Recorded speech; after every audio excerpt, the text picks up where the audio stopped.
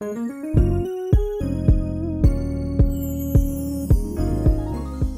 time on the Urban Business Corner, we visit the Connecticut Center for Arts and Technology.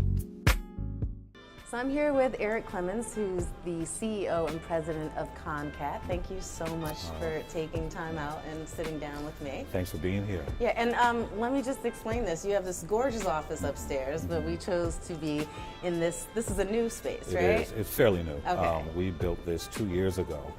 We are actually sitting in our leadership learning center, where our students, our culinary students, learn culinary from a theory perspective. Okay. And out in the kitchen, our production kitchen, that's when they do hands-on work. Nice. But this is more of a kind of laboratory as it relates to culinary.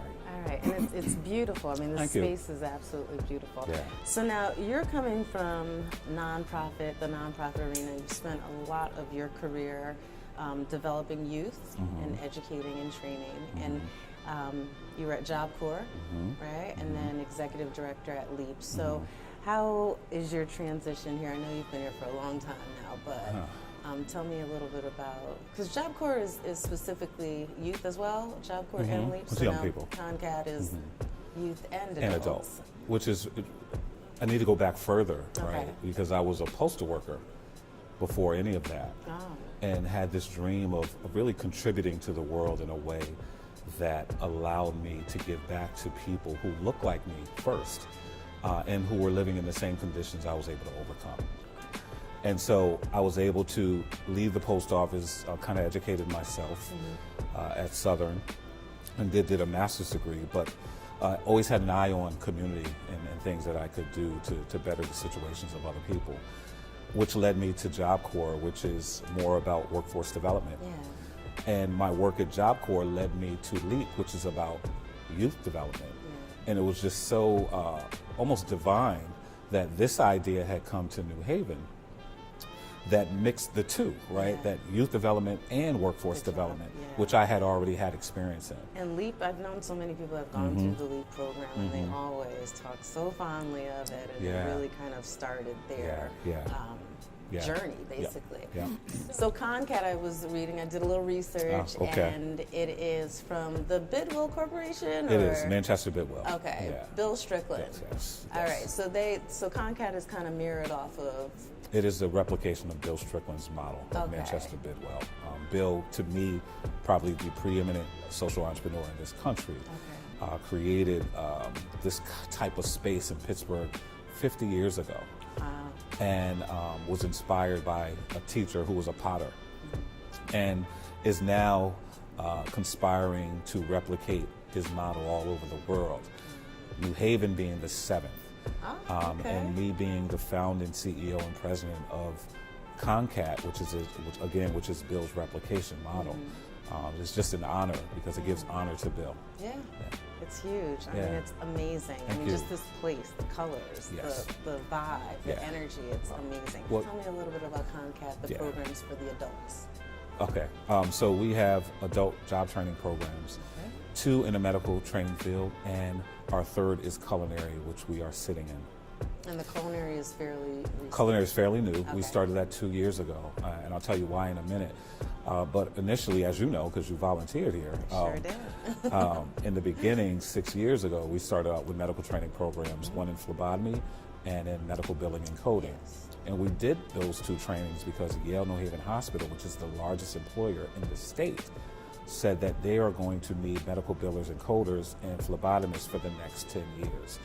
And so we designed training programs based on Yale New Haven Hospital's needs. So there's a pathway from our training to a job at the hospital. That's wonderful. That's wonderful. Thank you. Then we started thinking about what is the next iteration of impact we could make, right? We were looking at our data and noticed that, of course, empirically, our medical training programs were geared towards women for whatever reason, or populated by mostly women.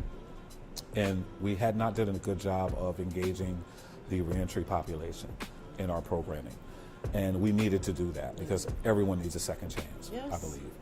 And so we started to think about what other training we could do to engage folks who had been incarcerated and culinary just kept coming back to me. And so, and Bill Strickland's model has a culinary program. Okay. And so I negotiated 9,000 square feet downstairs here, which is the footprint here. And we built a culinary academy and have trained at least 80 people thus far in culinary arts. And to your point about the vibe here, that's intentional, right? Open space, bright colors, natural light, art on the wall. We believe that those are ingredients to transform the minds and the souls of people while they are here. So now the culinary arts program, is it predominantly men that you find? Majority men, not predominantly. Okay. Yeah. Majority. Yeah. I've always thought that men can cook a lot better than women. Oh, wow. Okay. I think they think that as well, right? I don't know. I've always felt that way. Yeah. So it's good. And it just walking through the kitchen, and we'll go through there a little later, it's just to see, you're just so motivated and excited. And I think that's what you want to see in a learning atmosphere. Absolutely. For people eager to learn, eager to know.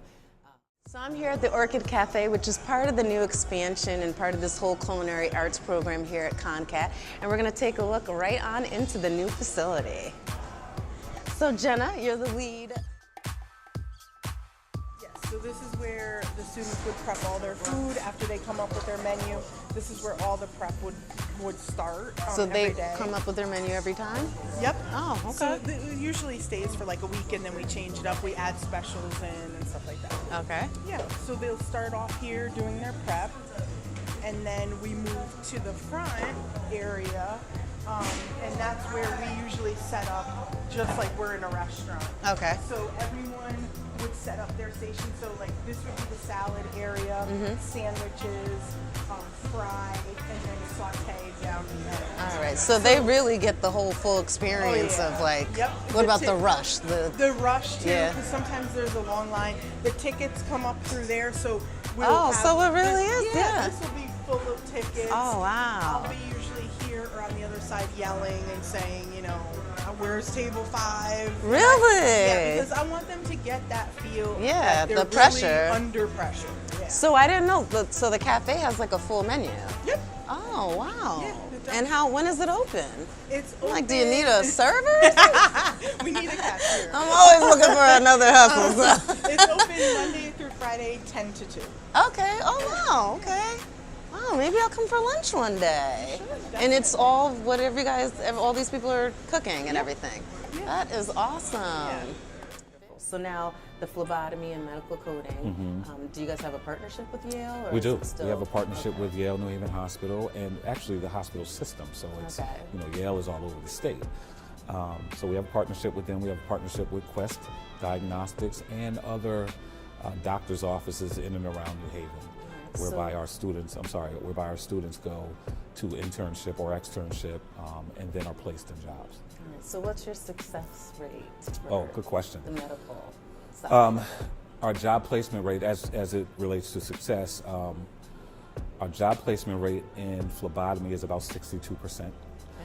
Our medical billing and coding is about almost 70%. Okay. And I will add downstairs here is 80%. Wow. Yeah. So again, we did a lot of feasibility to ensure that folks were training for a job that exists. Yeah.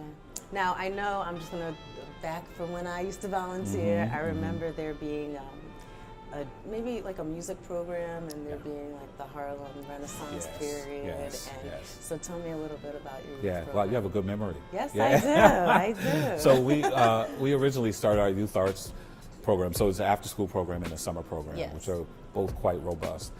Our youth arts program are kids from New Haven Public Schools, grades 5 through 8, and Hamden Public Schools. And that goes on, of course, through the school year. And then we have a very robust, what we used to, our first 5 years was a Harlem Renaissance summer camp where the kids studied the Harlem Renaissance, and then we took them to Harlem at the end of the program, which was 2 months. And we did that because we wanted kids to learn how to build a community, right? And this community was built in Harlem, of course, right after slavery, through the Great Migration. And folks made it to Harlem or Chicago or LA or wherever, but they made it to Harlem and created their own community there. And we wanted our kids to understand the profundity of that and to think about that long term as they are walking through this world, right? How to build community, what matters, of the arts, religion, philosophy, all these things they study. And we wanted them to learn about that. And then now they've exhausted that study in the Harlem Renaissance for the last 5 years. And now we have moved them into Motown. Oh, so that this sounds first, like fun. yeah, it was amazing. This this last summer was the first year the kids studied Motown because we wanted them to have a cachet of history as they walked in the world. And it's a little different than what they're getting just a little snippet. But they're not getting school, anything in school. Anything. You're right. Exactly. You're absolutely so correct. it's nice to see There you go. and be taught by someone that looks like you. Absolutely. Right? You're right. You're right. So tell me a little bit about the entrepreneurial program for the Yeah, so that's the third leg of the impact that we want to make. So I work for, and I think you know him, probably one of the most preeminent black entrepreneurs that I've ever met. Definitely on this East Coast, Mr. Carlton Highsmith. I thought Mr. Carlton is big time. Yes, he is. Yes, he is. And big time. I recall meeting him and Bill Strickland at the same time. And I only went to meet with them. They wanted to talk about this idea of Concat because they had heard of the work that I was doing in New Haven. And I just went because I just wanted to meet them. Yeah. I had no interest in what they were talking about. I just wanted to hang out with them and talk with them. Yeah. And here I am now working for him and learned a ton. And, you know, he's always said that entrepreneurship is the great equalizer, right? And so how do we build community? How do we impact change and create economies? Without entrepreneurship, you just can't do it. And so we decided to endeavor in a entrepreneurship academy with Quinnipiac University. And so Mr. Highsmith is a trustee at Quinnipiac, and he endowed a $1 million chair at the School of Business and Entrepreneurship. And a contingency in that endowment was that they would help me develop and run with me this entrepreneurship academy. Oh, that's amazing. It was amazing. Amazing. And it was going to be, it's twofold. We rolled out the high school side first. And at this point, Jessica, we have about 80 high school students, which has gone statewide now. And Dr. Norman Gray, who was at Quinnipiac and is now, he's just an amazing scientist and an entrepreneur also, is now on board with Dr. Fred McKinney, who you may know, who's at Quinnipiac also, and they're helping me and Mr. Highsmith continue this path on entrepreneurship for our young people first. And now we're going to our next iteration, which will be adults. I'm like, you might see me on, yes, I admire what you're doing here. on the name roll. I might just be right front and center. So now how are the students taking to it? They love it. They love it. It is a 3-week summer course, crash course. First 2 years was at Quinnipiac University. This past year was at Southern Connecticut State University, and Albertus College has come in now and is a part of this. And there are 80 kids from New Haven Public School, Bridgeport Public School, and Meriden Public School, and also Waterbury, who come to New Haven every day in the summer for 3 weeks and learn the mechanics of building a business. From their own idea, right? There's ideation, and from that they put that idea together in a team, and in the end they present the idea. 4 ideas thus far have gone to market. You clearly have an entrepreneurial spirit, right? So I'm sure I will see you still gonna be soon. up in the class now. I think watching our young people learn from real practitioners, not theorists in entrepreneurship or business, but practitioners, people who have failed and figured things out and have done well in life, and who are now pouring into these young people in ways that I've never really seen before. It's wonderful. It's just amazing. So now we've talked about the adult training and adult ed and the youth programs, but you guys have been doing a lot for the community and opening ConnCAT up for, I think I saw it was like Friday's Story or we have Freedom of Speech Fridays. Okay. For those folks who are poets and artists who have something in their heart or on their mind that they want to express. We open up one Friday of the month and have a band here, and whoever wants to get on the mic and express themselves, they do so. Karen Du Bois Walton and her husband Kevin Walton have Storyteller New Haven. Storyteller. Yeah, that was last night, as a matter of fact, where 2 people from the community or surrounding communities come, and the community comes here, and there's storytelling. 2 storytellers that night. Last night was amazing. It's just their own personal story. Their own, whatever it is they want to tell, and they, the community asks questions to really dig deeper into the story for the teller. And so I'm very thankful to Karen and Kevin for doing that here. And it's funded by, or helped out by Bill Graustein, who's a huge community champion here.